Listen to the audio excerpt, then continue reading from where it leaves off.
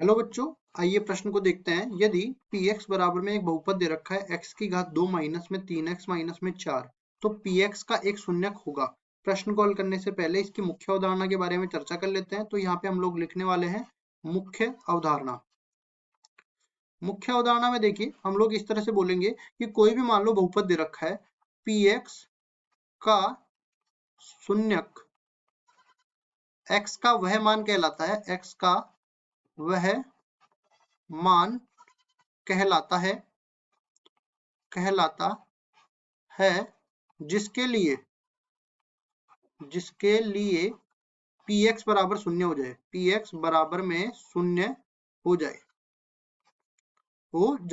इस तरह से हम लोग बोलेंगे, मतलब कि मैं इस तरह से इसको बोल देता हूं कि x बराबर में a अगर होगा जहां पे pa का मान शून्य हो जाए, तो हम लोग कहेंगे कि x बराबर में a इसका एक शून्यक कहलाएगा। ये एक इसका शून्यक है, ठीक है। अब उसके बाद देखो आगे बढ़ते हैं। इसको हम लोग गुणनखंड पर में भी बोल सकते हैं कि जिस मान पर x के जिस मान पर अपने पास बहुपद का मान शून्य हो जाए, उसको उसका गुणनखंड भी कह सकते हैं और उसको उसका शून्यक भी कह सकते हैं। गुणनखंड तो कैसे होगा, अगर x माइनस a बराबर 0 करने पर x बराबर a मिलता है और pa बराबर 0 हो जाए तो x माइनस a इसका एक गुणनखंड कहलाता है। ये गुणनखंड प्रमेय होती है और शून्यक के लिए ये मैंने बता दिया है।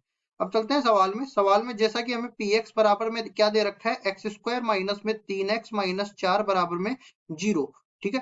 ये 0 हमने अपनी तरफ से लिखा क्योंकि हमें शून्यक का मान ज्ञात करना है। यहाँ से हम जैसे ही x का मान ज्ञात करेंगे वही अपने शून्यक कहलाएंगे। अब देखिए इसमें तो केवल एक शून्य ज्ञात करना है और हम लोग जानते हैं कि जितनी घात होती है उसके बराबर शून्य ज्ञात किए जा सकते हैं, शून्य हो सकते हैं उसकी घात के बराबर।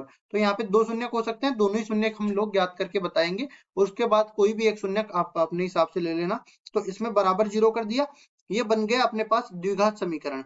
द्विघात समीकरण बन गया तो इसका हल गुणनखंड विधि से करेंगे। गुणनखंड विधि में होगा क्या, ये जो बीच वाला पद है मतलब -3, इसके ऐसे टुकड़े करेंगे कि जोड़ने घटाने पर तो -3 मिल जाए और गुणा करने पर -4 मिल जाए।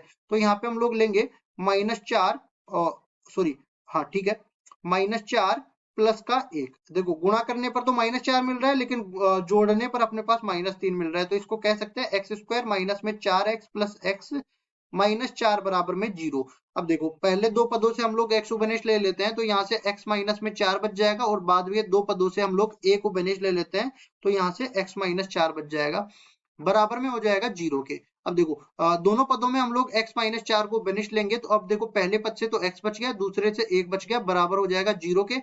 अब दोनों को अलग अलग 0 के बराबर किया जा सकता है तो x माइनस 4 बराबर 0 हो जाएगा, x प्लस 1 बराबर 0 हो जाएगा। यहाँ से x का मान 4 भी मिल गया और x का मान -1 भी मिल गया।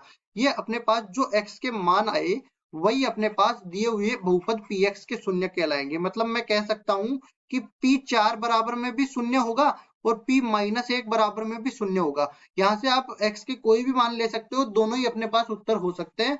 आशा करता हूँ ये सवाल आपको समझ में आया होगा। धन्यवाद।